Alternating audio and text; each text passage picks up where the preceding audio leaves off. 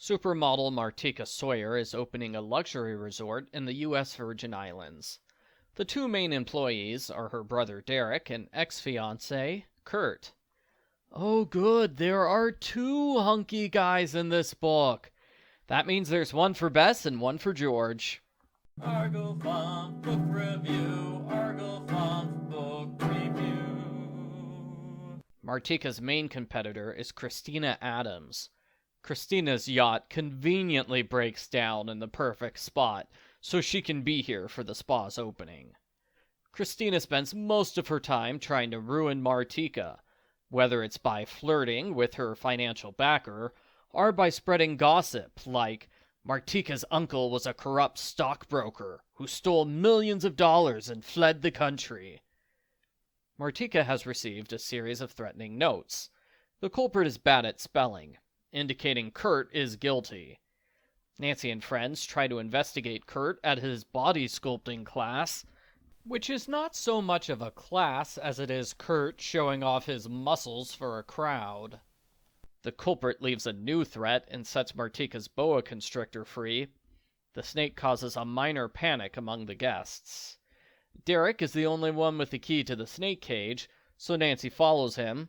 He breaks into Martika's office and steals a business check to pay off his debts. Derek can't be all bad, though. He asks Bess out dancing the next night. Sadly, she has 4 exercise classes that day, so when it's time to dance, she's too tired to do anything. Martika invites Nancy to join her on her nightly walk down the beach. She claims Derek is a lifelong gambler, and this time she's going to cut him off for real. The culprit uses a gun with a silencer to shoot at Martika. She's lucky. The bullet goes through her clothes but misses her skin. Nancy finds the bullet shell, and she convinces Martika to keep a private security guard on her at all times. Nancy does some sloppy detective work when getting alibis. All 3 suspects instantly realize she's an undercover detective investigating them. The male suspects are particularly mad about it. Sadly, it seems Nancy blew her cover for nothing, because she can't eliminate any suspects. None of them have alibis. Nancy and George snorkel to Christina's yacht. They confirm the yacht is in perfect shape. Christina lied about engine trouble. On the way back, they discover a secret grotto underneath the main building, where someone can escape from the island unseen. That would be a great place for a dramatic ending. Bess complains it's unfair that whenever she likes a guy in this series, he always seems to be guilty of something. She has a point. Sometimes Bess's boyfriend radar is better at finding criminals than Nancy. Nancy goes scuba diving with Martika, who wears a shocking pink wetsuit, like she's surfer girl Barbie. The culprit cuts Martika's oxygen line with a knife. Nancy rescues Martika.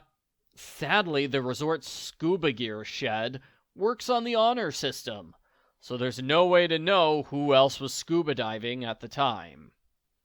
One guest is a wallflower named Mara McDaniels from New Zealand. She won a contest to be here. Martika gives Mara a complete makeover.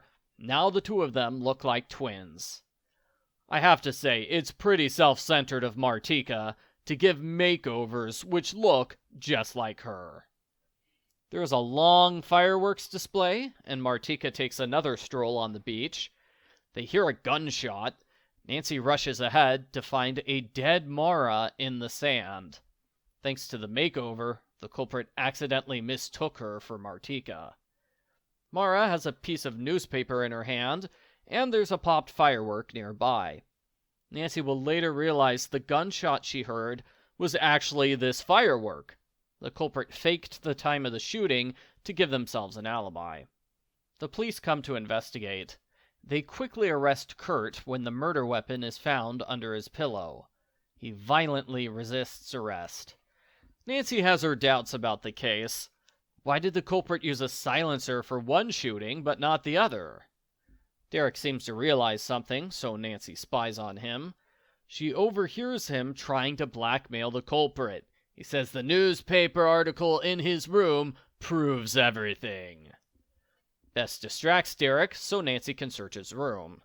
Sure enough, the newspaper is good evidence. It says Mara's father was the corrupt criminal uncle.